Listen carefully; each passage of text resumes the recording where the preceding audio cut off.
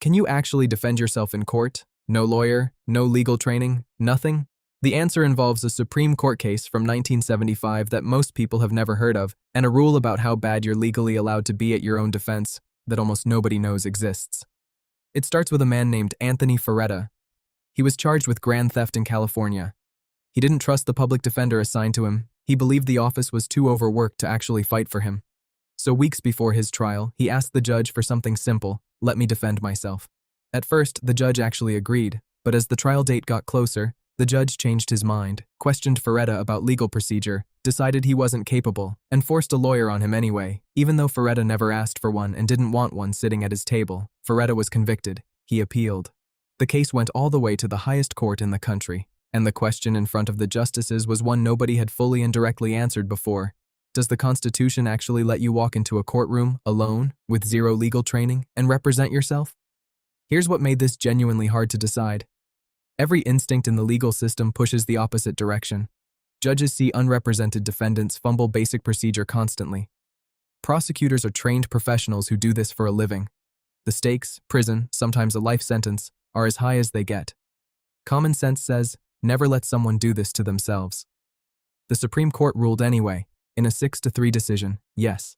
The Sixth Amendment doesn't just give you the right to a lawyer, it gives you the right to refuse one. It's your trial, your defense, your choice, not the state's. The court said forcing a lawyer on an unwilling defendant violates the very right that amendment was written to protect. But here's the part almost nobody knows, the part that makes this way more interesting than just a yes you can answer. There's a specific rule about how bad you're allowed to be at it. And it's not what you'd expect. You'd assume a judge could deny your request the moment it's clear you have no idea what you're doing. That's not how it works. Courts have ruled directly on this. Doing a poor job is not a legal reason to take this right away from you. A judge can only stop you in a few extremely narrow situations, like a severe mental illness that makes basic participation impossible, or if you deliberately disrupt the courtroom to the point of obstructing the trial itself.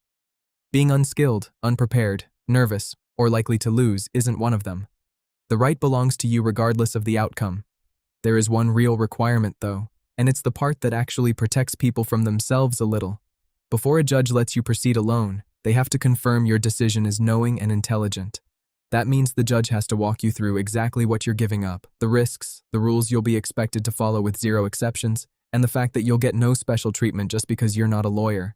Only after that warning can the waiver actually count, and in a lot of cases, courts still appoint what's called standby counsel, a lawyer who sits nearby, doesn't run your defense, but can step in to answer questions or take over if things fall apart completely.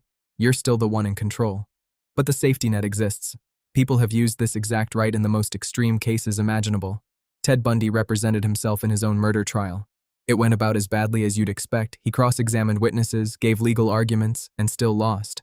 But legally, the court couldn't have stopped him just for that, because the Constitution doesn't measure your right to a defense by how good you are at it. So next time you hear, the defendant chose to represent himself, that's not a legal gap or a loophole. That's a constitutional right that's existed since 1975, built on a case about one man in Los Angeles who simply refused to accept a lawyer he didn't ask for, and it's the same right sitting in every American courtroom today. Would you ever risk defending yourself, or is a lawyer always worth it? Tell me below.